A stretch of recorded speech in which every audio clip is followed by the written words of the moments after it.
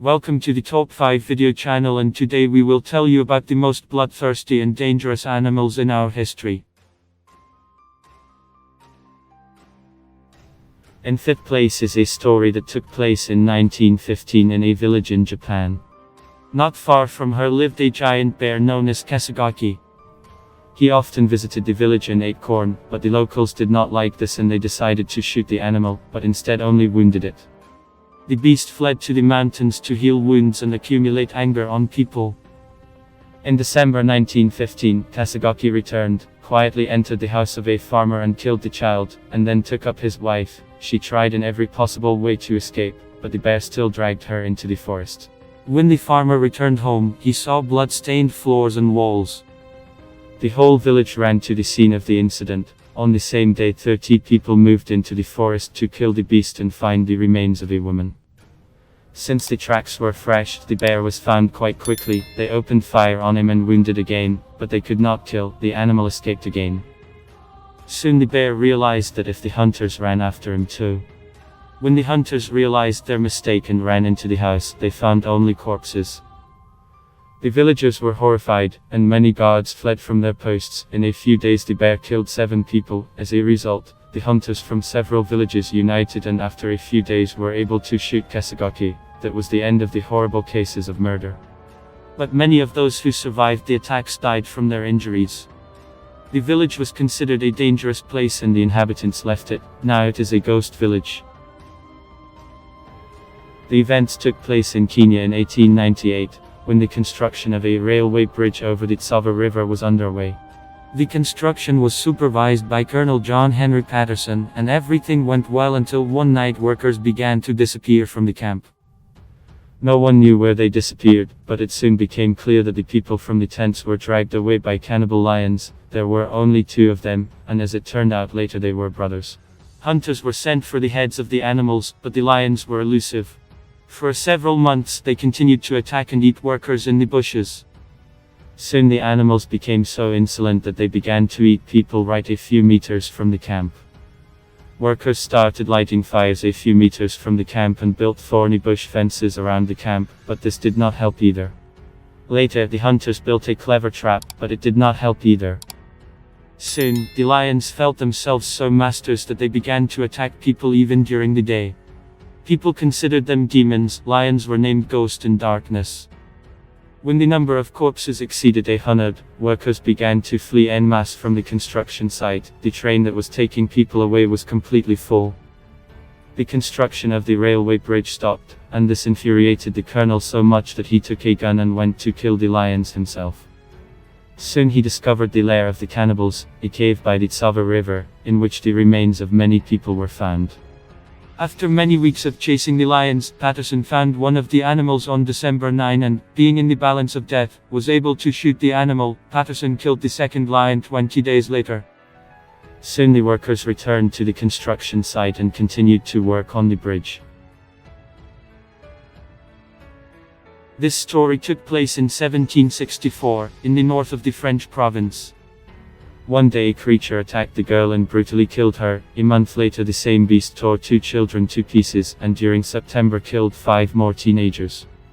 Soon the hunters managed to find him and severely injure him, but the predator escaped.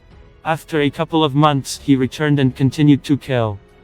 Thus began the years of the beast in Gevodan, and the horror that gripped the population of the county seemed to have no end. People began to be afraid to go to the forest and let their children go from home. The peasants, who did not have guns, went outside the village, only taking with them a homemade pike.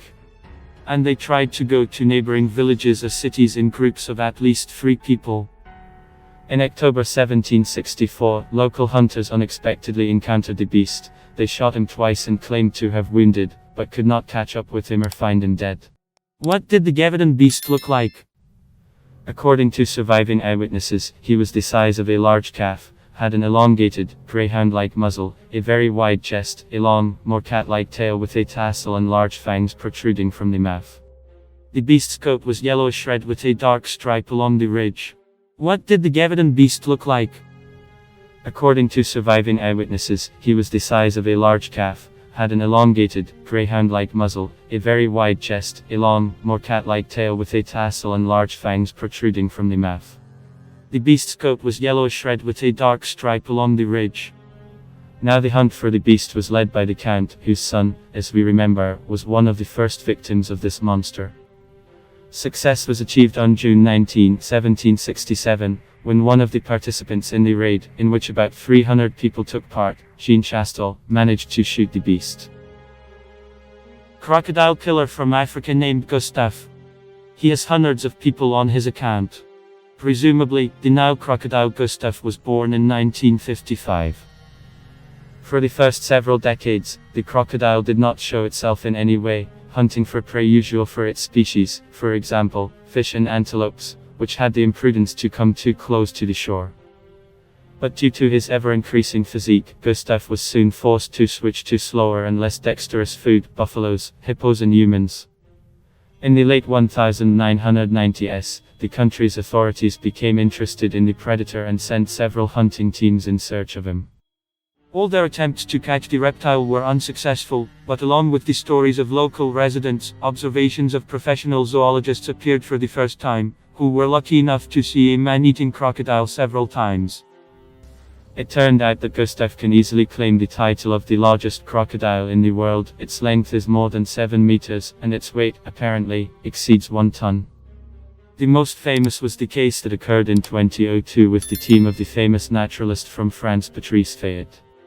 Together with the team, he tried to at least attract Gustav in order to shoot the giant with a camera.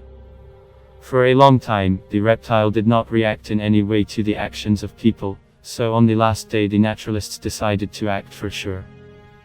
In order to attract the crocodile, they used a live goat, placing the animal in a sturdy metal cage, which was supposed to ensure the complete safety of the live bait. A camera was installed in front of the cage. During the night the camera broke down due to the outbreak of a downpour, and the next morning Patrice and the team discovered that the strong metal cage was damaged, and the goat was gone.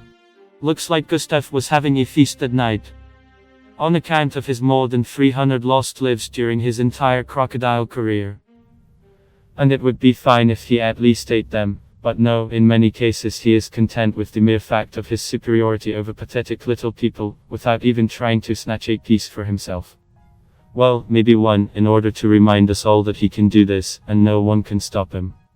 Most of all he likes to grab people right from the shore and drown them in the river. He may be just practicing before hunting large animals, but most likely he just enjoys the process itself. Although he does not disdain people who were not lucky enough to sail past him on a boat, he also killed a lot of such daredevils. In the first place is the Champavat Tigress, a man-eating animal that killed 436 people.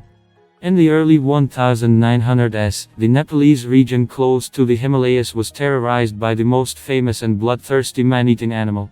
Men, women and children disappeared into the jungle. The attacks were so frequent and violent that the locals began to talk about demons and punishments from the gods. But the culprit was the Bengal tigress. After people learned that people are disappearing because of the tigress, people began to hunt for her. All attempts were in vain. The number of people killed reached 200. I had to turn to the army. Hundreds of people with guns combed the region in search of her. The tigress, fleeing from them, crossed the border with India and stopped in the Kumaon region. Having settled in the forests of India, the tigress took up the old.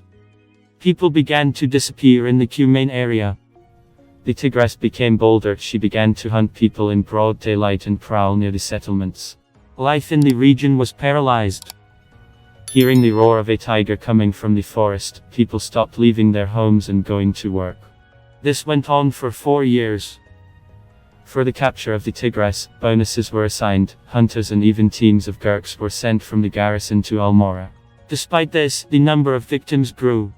Desperate, the commissariat turned to Jim Corbett, the famous cannibal hunter.